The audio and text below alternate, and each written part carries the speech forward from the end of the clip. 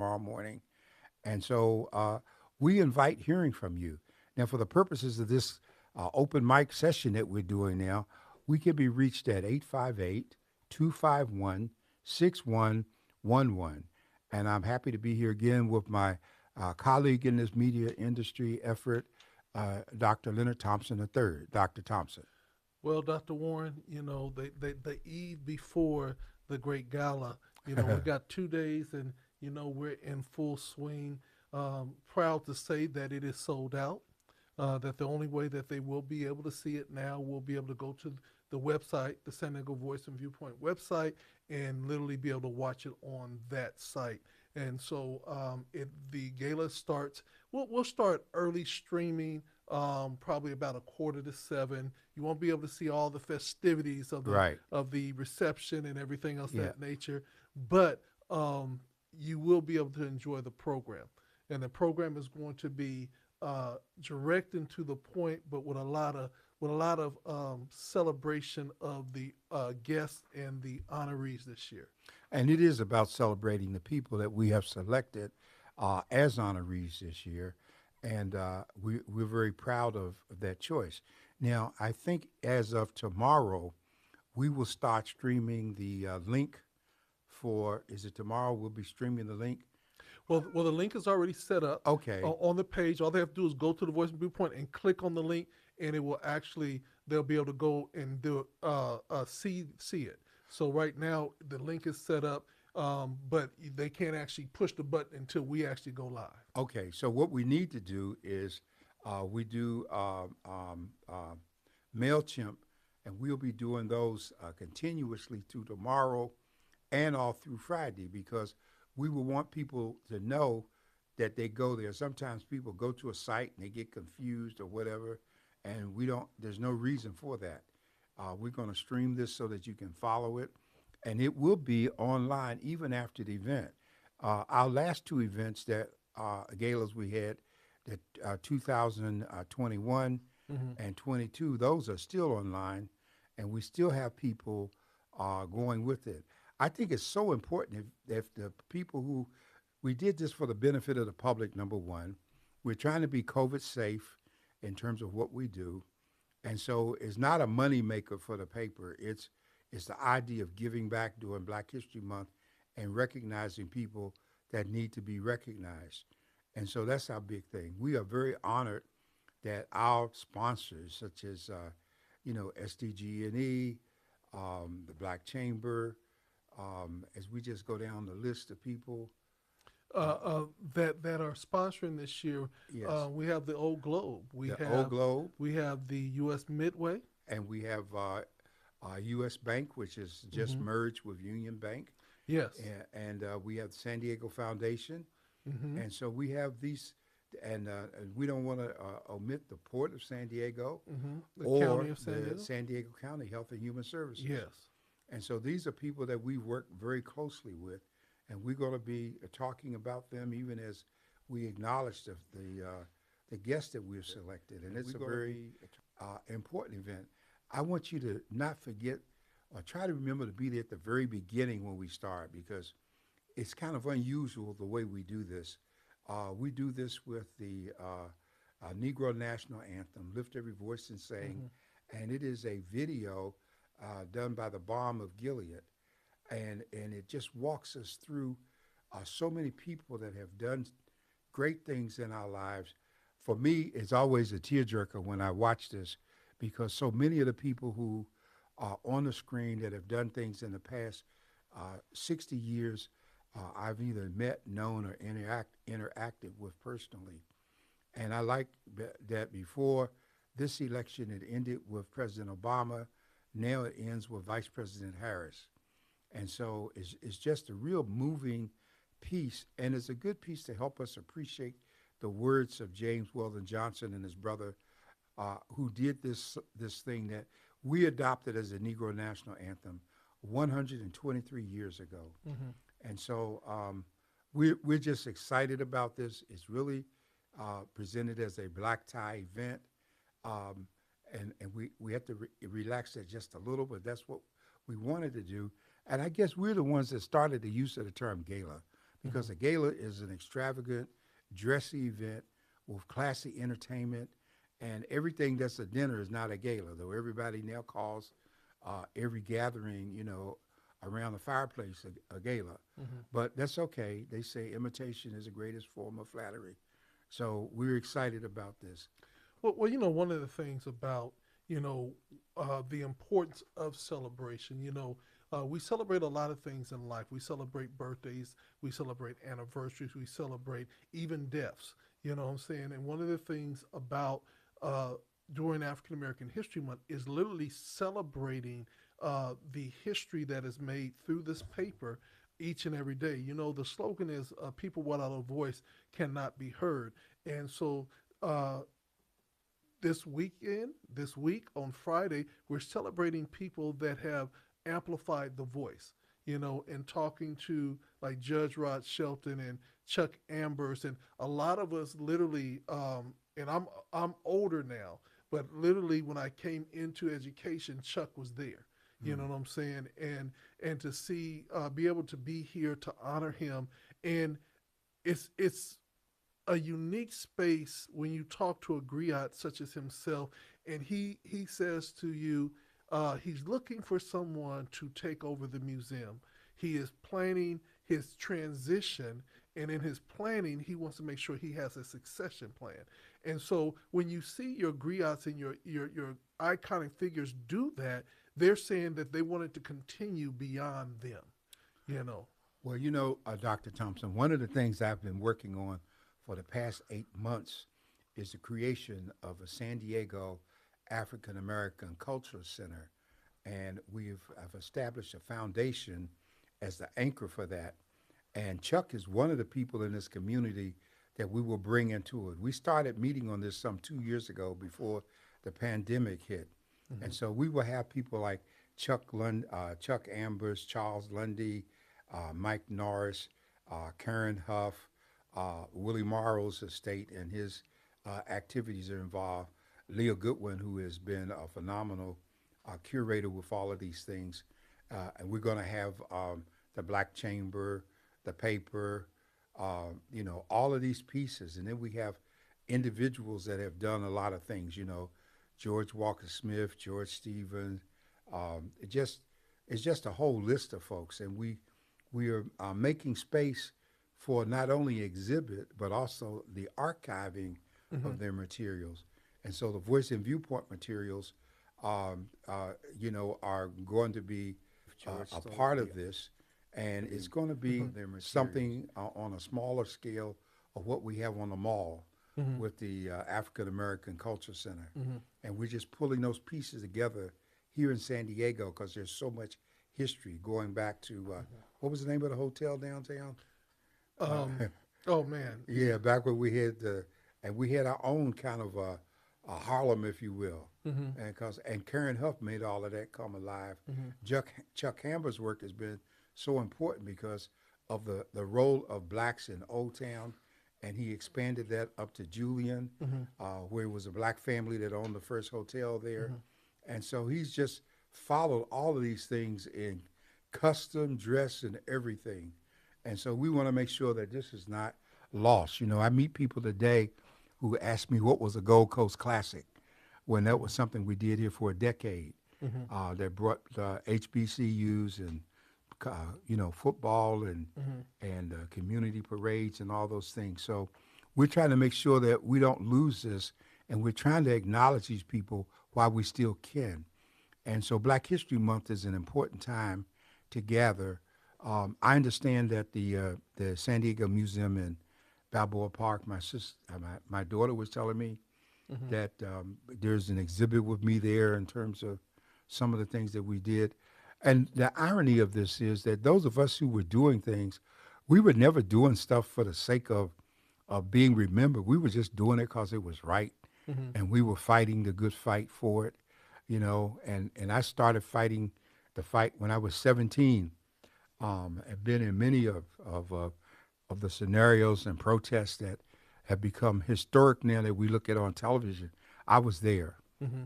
so And so let me ask you this question, because I see a lot of people that are trying to make permanent efforts in the community. I'm a big proponent because of music and TV and everything else that we should have our own walk of fame where we have our own stars and everything else that nature. If I was to say, Dr. Warren, if I had my druthers with the museum and the archives, can we have a small entertainment venue where people can come in and hear the music of jazz and gospel and things of that nature? And if we can't have the walk, can we have a wall that you could get And get there's in no there? reason we can't have both, really. Yeah. Yeah, but we have to find a building Hmm. because none of the existing buildings are big enough for what we have in mind, Hmm. and it's a gigantic undertaking. I want it to be privately funded. So I don't want to get it confused with government money and all of that, Hmm. because this is bigger than having the government put their footprint on it. So I'm excited, and I think we're going to make it happen. We got to work on this and get to work now, and I want to see it happen, if possible, before I transition. Hmm. But I'm not really worrying about that. Hmm. I just want to see it, and I want us to get comfortable with it. Yeah, and I think and it's like anything else. It's kind of like we have to start the campaign.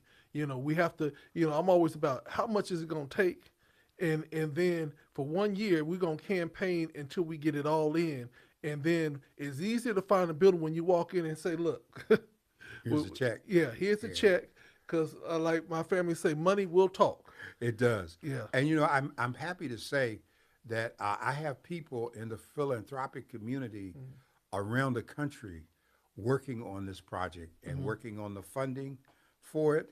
Mm-hmm. And I think I have one of the best lawyers in the country Mm-hmm. on retainer handling so much of this for me. And so I'm just excited in terms of where we are. Mm-hmm. The Voice and Viewpoint is a trademark entity, and so we can control our name and anything that comes close to it. And so, anyhow, we want to have people call if they got a comment or something. This is Black But History but Month. We but just, I got questions. yeah. Now you've been in the game for a long time, um, but you have one of the best attorneys in the country. But according to the record, she's a youngster. Yes, she is. You know what I'm Yeah, saying? she is a youngster. I refer to her as a fugitive from daycare, Okay. 'cause she looks like a little kid. Uh huh. But she is brilliant. She has an unusual specialty. It's one thing to be a lawyer, but in order to be a trademark patent attorney, like the Supreme Court, it's a whole separate bar, Hmm. and it's a whole separate specialty. And the thing about my attorney is, in addition to what she does for us, she's a lieutenant commander in the Navy, Hmm. and holds a very significant position in the Navy in terms of what she does. And so I'm just excited. This is the kind of thing that I never could have done years ago, but if I have an issue, I have counsel on retainer. I ain't got to go look in the yellow pages, Hmm. and she knows the answers to whatever I need. So Yeah, and yeah, I think that's the one thing about it, because a lot of times people say, if you can just give me a shot, and one of the things that I celebrate is that you're giving a lot of the young people a shot to be involved, and to be involved at a very, very high level. Now let's talk about this. There's some surprises coming in, but you got some publishers coming into this gala too. You oh know. yes, recently I organized we once had in California a West Coast Black Publishers Organization when I Hmm. came into the business 25 or 30 years ago, and all but except maybe two of those publishers passed, and we went into second generation, and we just broke up. So I reorganized last year Hmm. the West Coast Black Publishers Local Media Association Inc. as a nonprofit, and I have probably about 28 publishers from Arizona, California, Oregon, and Washington Hmm. that are part of this group. And a number of them are coming in for the gala on Friday. And then on Saturday, we're going to have a major meeting of the organization. Matter of fact, right here at the GOD Radio, we're having a major conference, and so I'm very excited about that because in addition to bringing this group together, there are 10 states in Region 5 of the National Newspaper Publishers Association, of which I'm a board member from this area and a parliamentarian to the board. But the important thing is that I'm vice president over all of the papers in this 10 state region, Hmm. separate and apart. And so I'm and constantly in touch with these publishers in terms of local issues happening with them. Hmm. My editorials run in over 200 black media outlets every week Hmm. around the country. And I'm still meeting people. I just came back from one of our meetings in Puerto Rico, and I'm still meeting publishers who come up and say, "Oh, I run your editorials," and I've tried to make it a kind of a national thing. So we are very honored. 2 years ago, I received the Lifetime Achievement Award from the association, which represents over 238 newspaper and media outlets around the country. And so I'm very involved on a national scale Hmm. in terms of black media. And I'm very happy to be able to bring some of that involvement here to San Diego as we meet, as we celebrate. The theme for our thing is our history, our story, Hmm. our Our legacy. legacy, yeah. And so there's going to be a lot of footage about the black press, what it was like, and the people who did it, and things that we take for granted. Even though this is Black History Month, next month, March the 16th, marks the official 196th year of the organization of the black press with the Freedom's Journal, 1827, Hmm. when Rushworm and them made the statement, uh, let us tell our own story. And that's what we're still trying to do. So this is an exciting time. And what I want for our people in San Diego, I just want us to read. I just want us to reconnect with our history. Let's not forsake our history for social media, for Hmm. Facebook, for a few friendly snapshots. That it's good to have it and look at, but let's not lose the substance of who we are and how we've come to be in this place. And so that's of great importance to me at this point. And I hope that tonight we gave our number, we do this open mic. A number of people tell us that they like to call in and just listen as we talk. But we also want you to feel free if you have a question or comment to do so, because that's what we're all about, providing a place to be heard where others won't hear us. Well, let's just jump right onto it. Bang, bang, bang, bang. They're shooting again. You know. Yes, yes. We have now had 67 mass shootings, and this is the second month, just the second month of the year. And I believe we had another one this evening in El Paso, Texas. Wow. And they're still trying to sort out what happened. That was the same place that we had all those people killed in the same city at the Walmart, where the guy drove a couple of miles to get there to do this. And so we've got the Monica now as a gun country Hmm. because of all the things that are taking place, and it's a real tragedy, the loss of lives, and I hope we don't get to the point that we just get comfortable. This was the anniversary of the Marjorie Stillman shooting in Florida that took the lives of 17 young people. Hmm. We start trying to add it up. It's just the numbers are staggering in terms of the people who have been murdered, not by terrorists or not by acts of war, but just by some of the mental problems right here in our own country. And with a government that has become so one-sided that it's a one-party government at this point, Hmm. because there seems to be no number of deaths or murders can move the Republican conservative entity to part with, and there are Democrats there too, those old right-wing conservatives. It seems like no number of deaths can make them break their relationship with the National Rifle Association. And Well, so, well, and let's just really talk about it. What is truly the power that the NRA has? Because their money is deep. I understand that, but what is their actual fear of going up against the NRA? A six-letter word, seven if you put an S on it. Dollars, Okay. dollars. I mean, they've come into their own problems in recent years, and they got busted for a lot of mismanagement and stuff they were doing as a nonprofit. They got shut down in New York. They moved to Texas and tried to reestablish. But we've had people that were major folks like Charleston Heston. You know, we think of him as Moses and Ben Hur and all that. And yet before he succumbed to Alzheimer's, he was president of the NRA.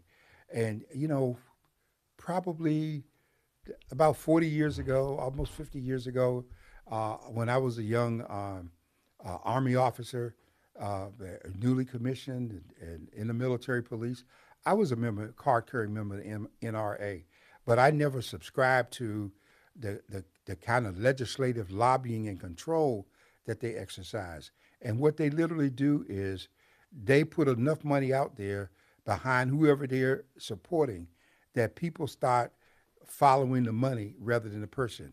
Remember, the NRA had a convention right there in Uvalde, Texas, within about 3 days of when all those people were killed.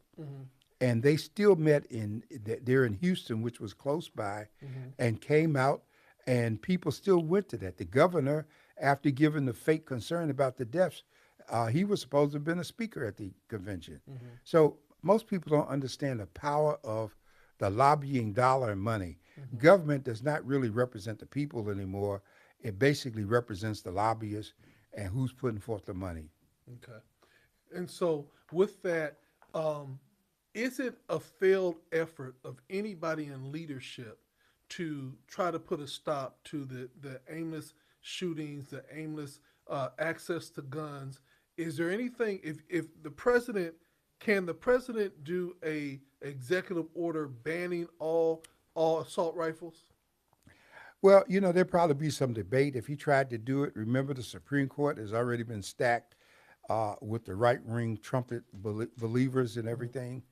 And not only them, but we have to count Clarence Thomas with that group because not that it's a matter of race, but there's nothing black about this man. He's been a failure. He should have never been put on the Supreme Court. And the Bushes put him on there. And really, we don't follow. They did it as an insult to black people. You have somebody like Judge Marshall Dye, who just did so much. I mean, the man argued 33 cases before the Supreme Court before and he was a solicitor for the United States before he ever even did Brown versus Board of Education. And he didn't argue little chicken stuff. He was arguing antitrust and trademark cases. And I think he never lost but one case out of the 33. So then you stick a clown like Clarence Thomas in there who doesn't know anything. And, when I was in Washington, it was embarrassing the way people who were clerks on the court talked to other folks, and they laughed at him. They laughed at his lack of judicial scholarship because the Supreme Court is supposed to be a place with reflective thinkers like a Ketanji Brown Jackson, who is the first member of the court to have been a public defender on her way up the food chain. And so this is just a very serious time. And I'm beginning to write more and more from the standpoint that people in America have the exact government they deserve. And until we start doing like Georgia, where no matter what they do, we rally, we fight, we educate, we vote, we're not going to get the changes that we need. And Georgia showed that no matter how much money you put out there, it's almost like, I forget his name, when he said that there's nothing stopping an idea whose time has come. Matter of fact, Gamaliel, who was the Jewish scholar that taught Paul, he made this statement when people started complaining about Christianity after Christ, and they wanted to round up and kill the Christians and all that. He says, no. He says, if the idea be of man, it will die by itself. If it be of God, it ain't nothing you can do with it. We experienced that with the civil rights movement. And the difference today between the civil rights movement and today is that our protests and our actions were based in prayer.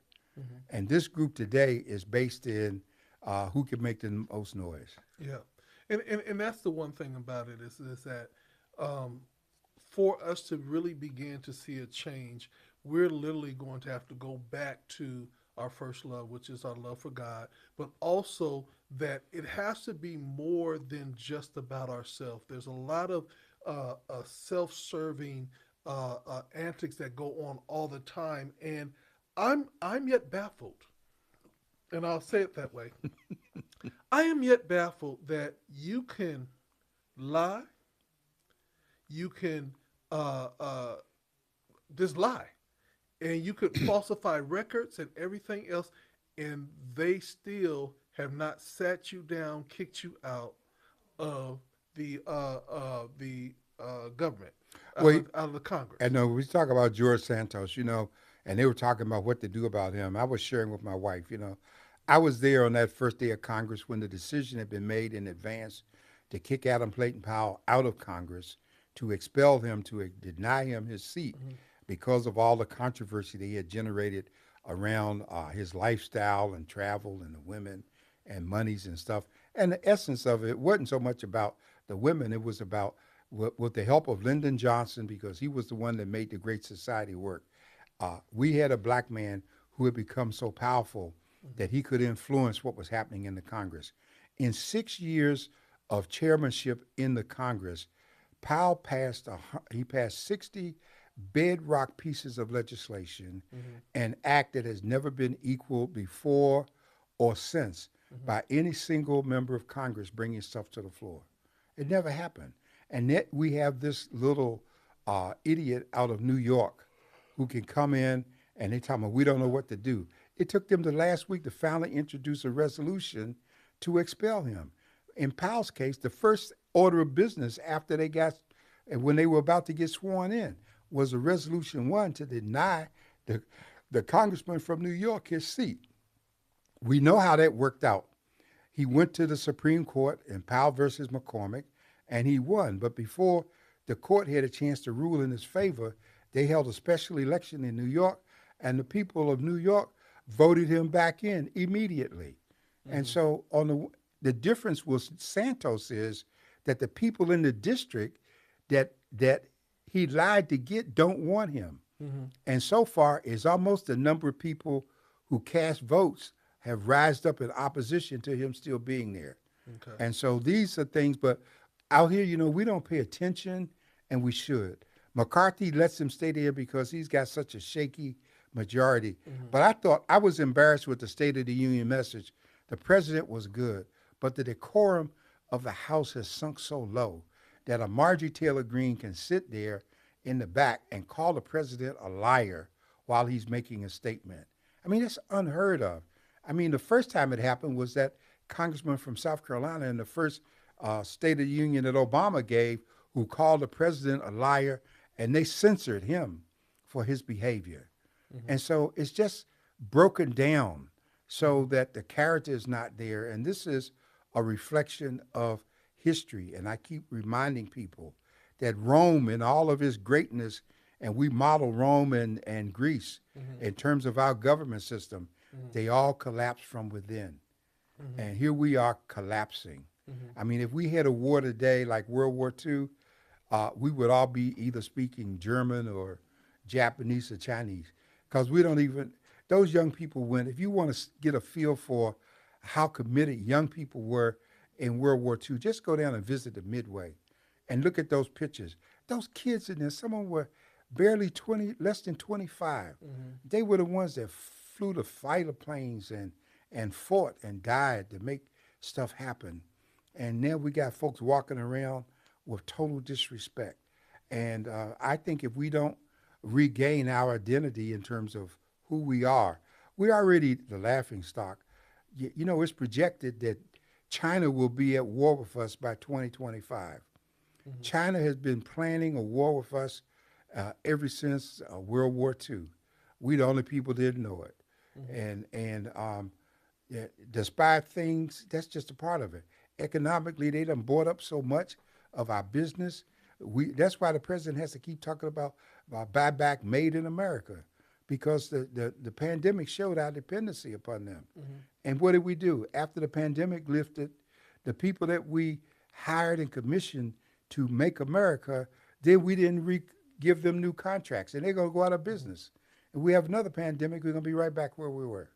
Yeah, and I think that the thing is that everybody wants more with less, and I think that we have to now learn how to do great things with less. And I think growing up, we learned that. You know what I'm saying? Didn't have a football, we made a football. If we didn't have computer games, if the lights went out, we had a barbecue. There were just different things that how we dealt with hard times and tough times. And I think that for me, um, is that season now of literally trying to bring young people back that are seriously ready to have true dialogue and truly want to take our communities to the next level. And let us say this, Dr. Thompson, because sometimes when we talk about the problem, we forget to mention that remnant that's out there doing all the things we're talking about. Mm-hmm. They're achieving, they're successful, they're going to school, they're making differences. I mean, let us not forget that the solution to COVID-19, the vaccine, that was developed by a young black research doctor. Mm-hmm. And so we have always, what the song, The Strong Keep a Coming, Mm-hmm. and we keep a coming, and we're not just black and beautiful, but we are productive, Mm-hmm. and we are the essence. It's almost like you live here on the West Coast, and we have this cultural relationship with Mexico. If we didn't have this relationship, then think about it. Salsa, tacos, the food, the music, all of the things that have integrated and become a part of who we are here and how we look for it. If we didn't have that, you can't hardly find a movie that doesn't have Chinese food in it. Mm-hmm. Okay, and a lot of that came by as a result of the spillover after the railroads were built and the Chinese were coming, and they did the Chinese Exclusion Act. So each culture has brought its stuff to us. The Irish coming from the potato crisis, Mm-hmm. and they've come here, and so that's what that Latin e pluribus unum, out of many one, Mm-hmm. and now we're trying to be one on one instead of out of many one, Mm-hmm. and that's what we have to regain. Yeah, and this moving forward, I guess I'm just a constant optimistic person that even when I get frustrated, I still say that there's still something that we can do. I still have hope because there are so many young people that are unsung that do have integrity and they deserve the opportunity to come forth and to lead. And so as we begin to look at what the future looks like, there's some basic needs that we have. We must read. I have to say it again. We must read because if they always say if you want to hide anything from us, put it in a Put book. it in a book. So we must read. We it's not just learning the Wall Street Journal, but it's also learning your black newspapers and understanding that there's information that went in there. And I'm embarrassed. Can I just be honest with you? I am embarrassed because until I read the newspaper and okay, the scholar that I claim to be, You are a I scholar. did not know or it did not sink in that Martin Luther King Jr. and his father's name didn't start off Martin Luther King. Michael King. Yeah, and I was like, wow, and everybody like, yeah, you knew that. I'm like, it didn't sink in. But Dr. Thompson, and I know you're modest people, but I think it's significant that you went to Berkeley on an academic scholarship, that you were achiever there. Okay, it's significant that my stepdaughter Latanya is a graduate of Berkeley, lived in Greece, spoke fluent Greece, almost had to relearn English when she came back, Mm-hmm. worked for NBC. McGraw-Hill hired her as a trainer of educators, and she's been in the bush country of Alaska where she had to fly a prop plane to get out to an island and take a canoe to go help some natives set up a school, you know. And on the other end, she's been on a chitlin circuit with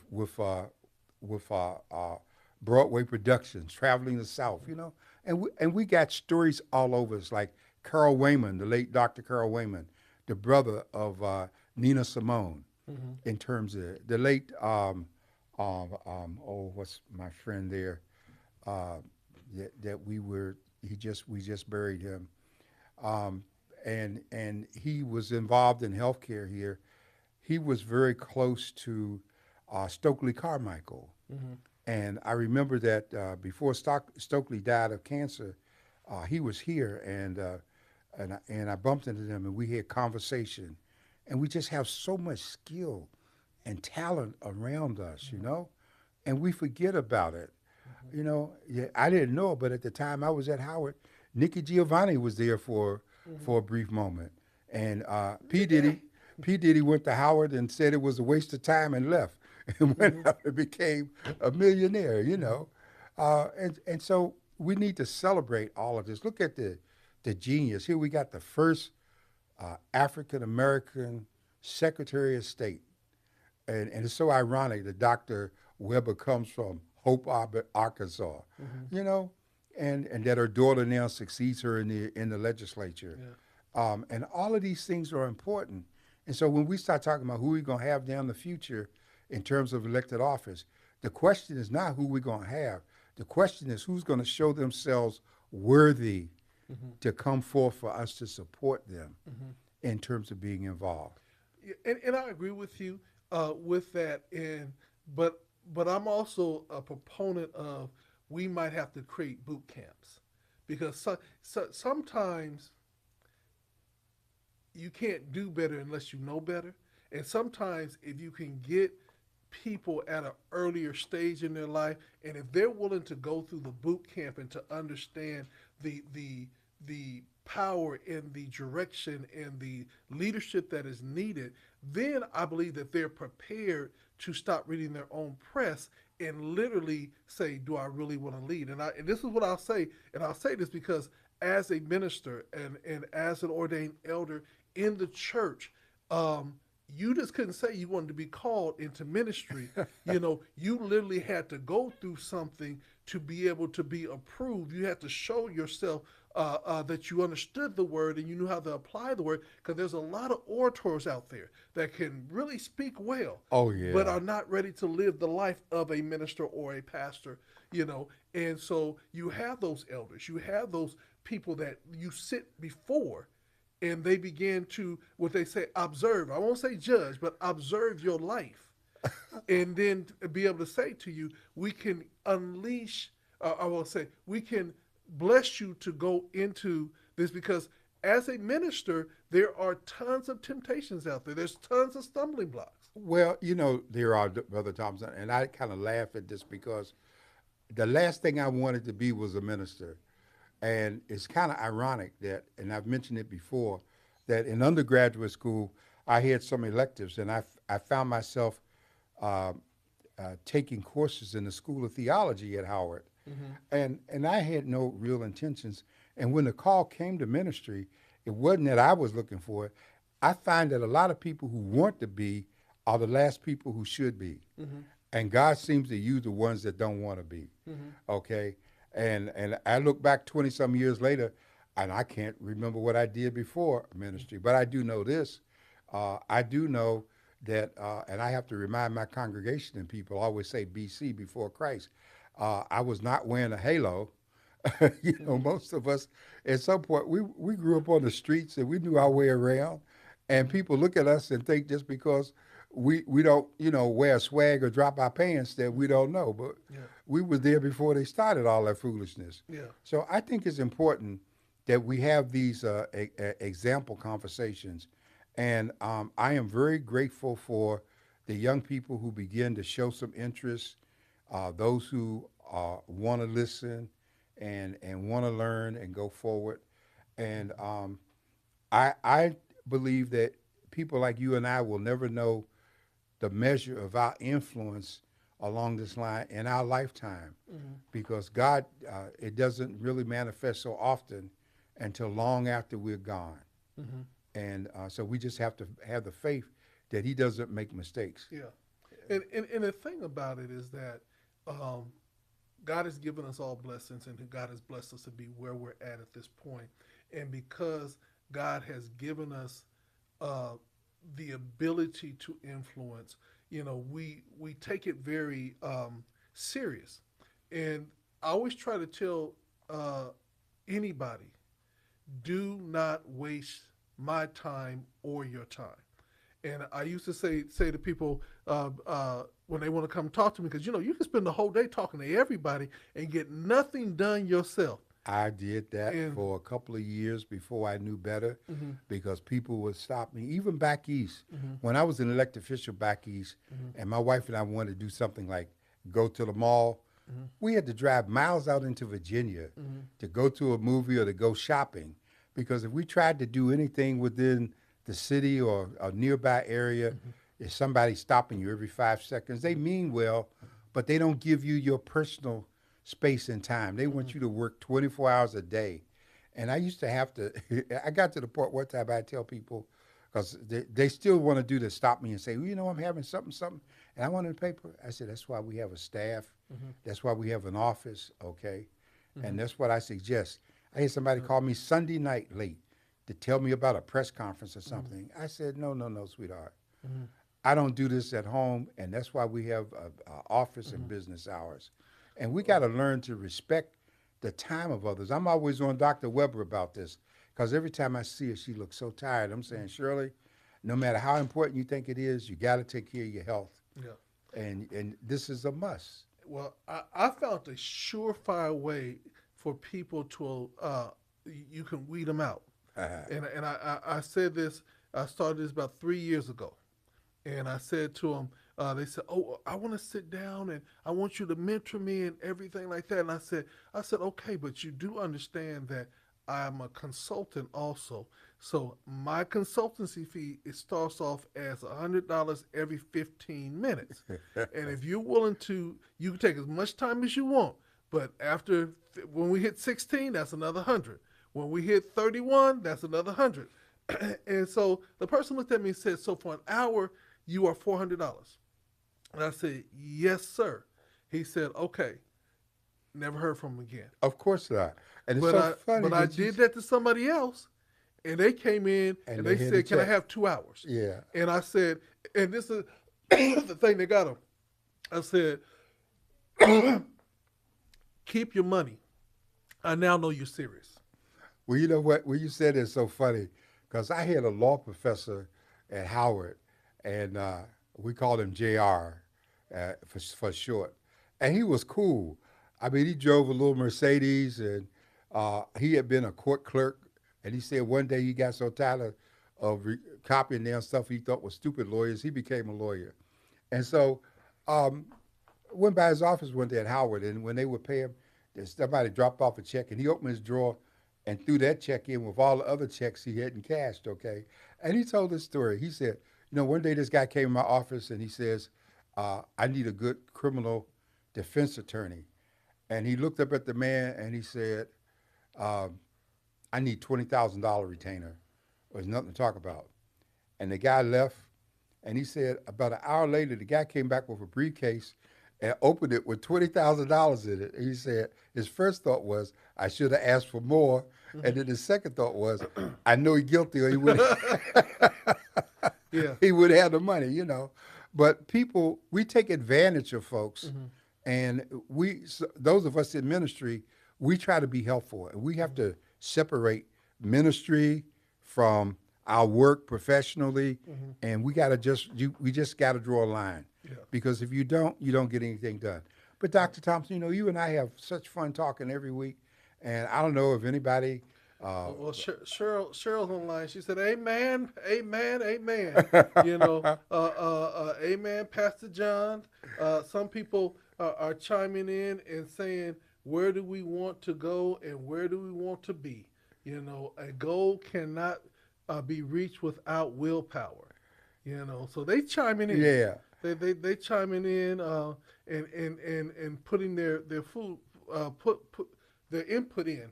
And I think that one of the things about it, because they can, we're in the age of texting, Yes. because they can put their comments in. Right. They feel like they're in the conversation. Right. Now, moving forward, now I want you guys to stay tuned because the gala's over on Friday. And then once we get through the gala, is your travel schedule getting ready to pop back up? Or are you good for a minute? I'm only good until about 30 days. I'm good until the 16th of March, Okay. and I'm on the road again. You got to be back east for celebration at the National Press Club of Black Press Month and board meetings of NNPA. But I'll be here until the 16th. So we're gonna be scheduling hot topics, y'all. Yes, we And are. so, and my thing for you all that are listening in, if you have a hot topic that you want us to discuss or you want to hear our comments on, we are going to get ready for hot topics. You know, one of the hot topics I want to say drop off. So What? there's change happening in San Diego Unified School District. Oh, yes, there is, isn't there? People are nervous. And speaking of people, hot topics, we're going to have the superintendent in again for some serious dialogue because it's important. We have a new chief financial officer for the city, Eric Dargans here from Texas. We are making plans to have him in.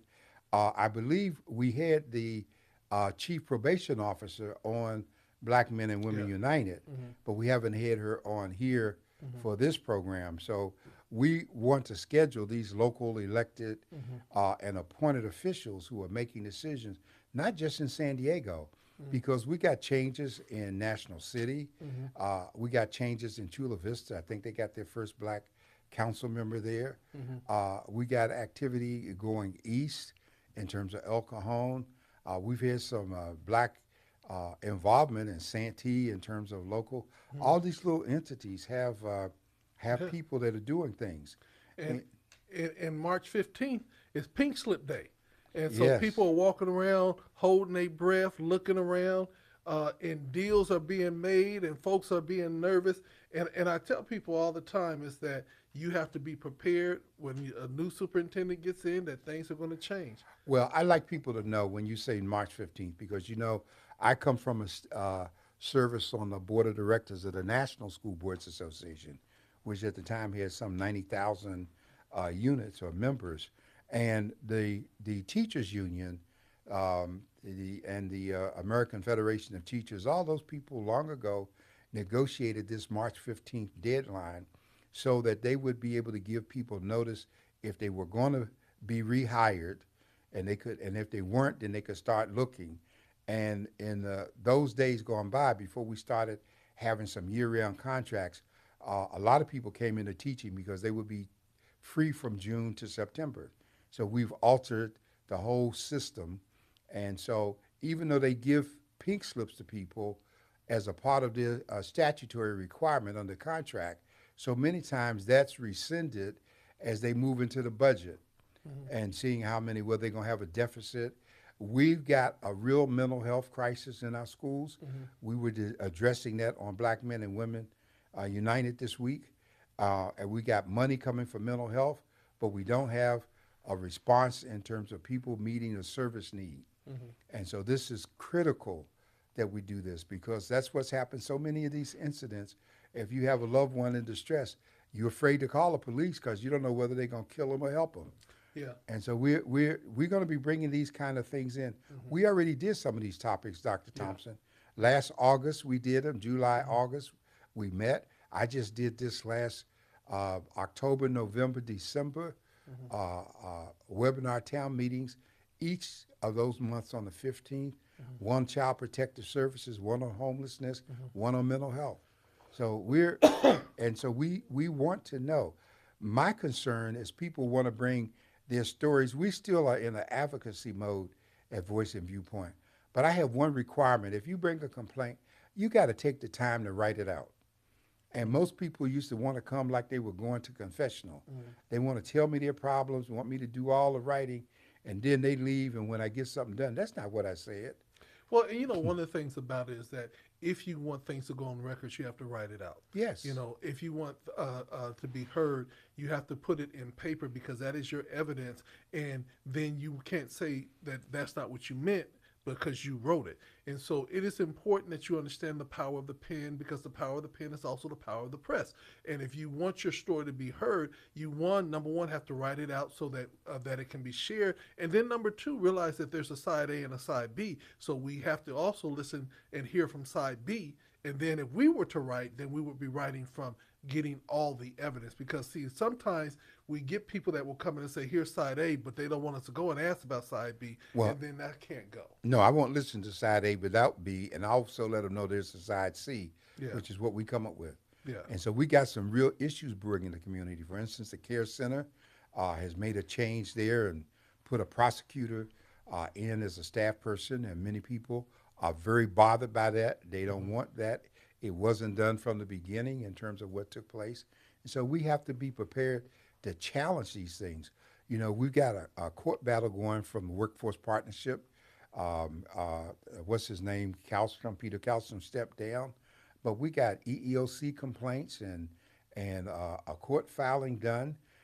We have issues in East County in terms of the whole gender thing with what happened with the restroom. And so I've moved in the direction of hiring investigative reporters and legal paralegal interns in terms of research, because we will be doing more of our investigative piece. And we can't let other people tell our story. Even when they investigate, it's going to be slanted in terms of the interests that they serve. Mm-hmm. And, you know, we're fortunate. We don't serve any interests. There's nobody that you can call and report to us. Mm-hmm. I remember one time a man called the office some years ago.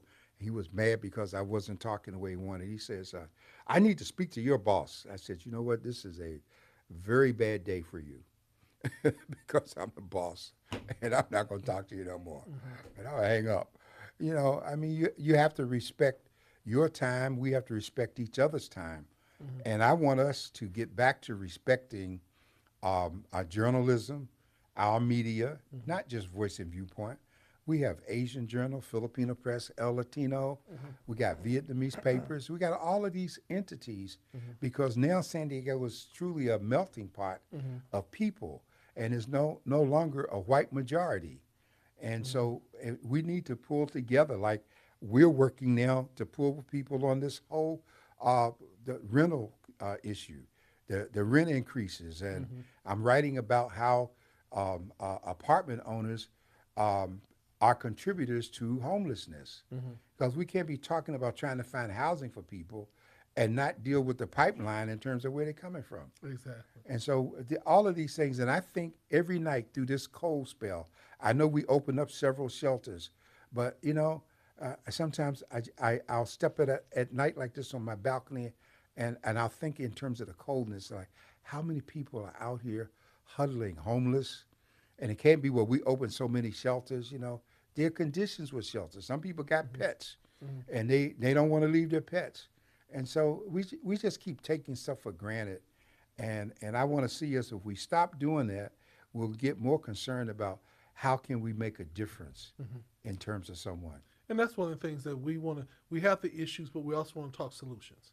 Because right. if we talk solutions and we talk solutions long enough and we do it unified, we will then be able to see the outcomes, because what we'll begin to see is that people eventually will begin to hear.